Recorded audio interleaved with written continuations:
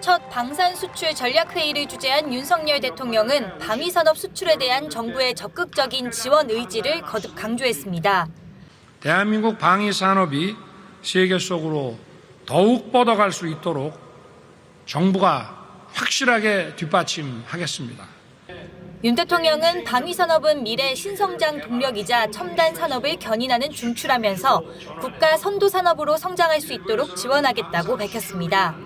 특히 올해 역대 최대 규모의 방산 수출 실적을 거둔 점을 언급하면서 세계 각국이 우리나라와 방산 협력을 희망하고 있다고 말했습니다.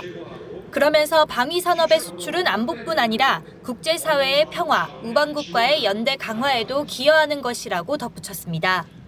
방산 수출은 우리의 안보뿐만 아니라 국제사회의 평화와 안정에 기여하고 우방국들과의 연대를 한층 강화시켜줄 것입니다.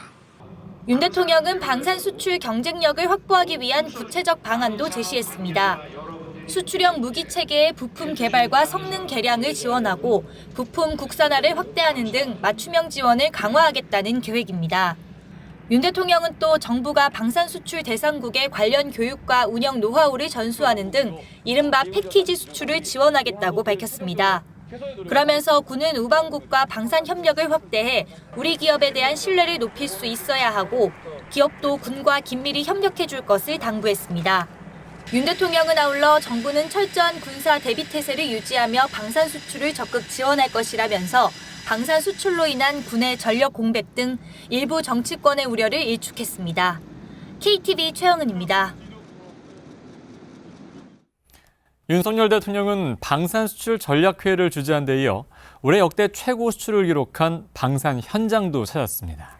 정부는 기세를 이어 2027년까지 방산 세계 수출 시장 점유율 5%를 돌파하겠다는 목표입니다.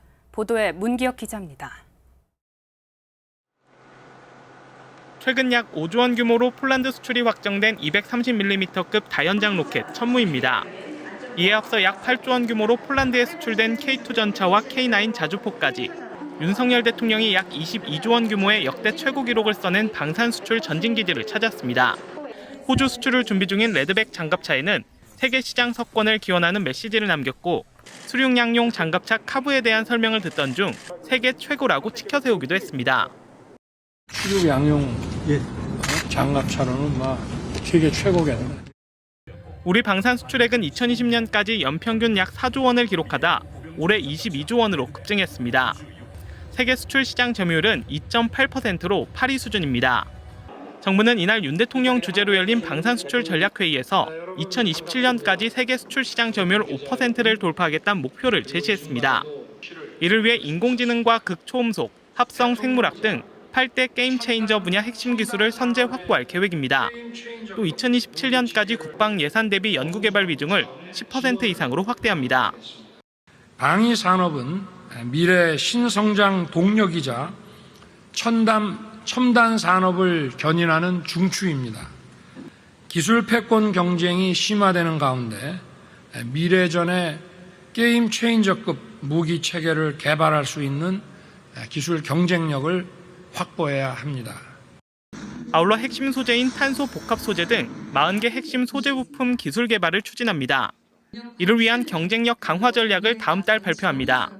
이 밖에 정부는 민군 기술 협력에 2027년까지 1조 원 이상 투입해 국방기술의 민간 이전 등 혁신형 연구개발도 추진할 예정입니다. KTV 문기혁입니다.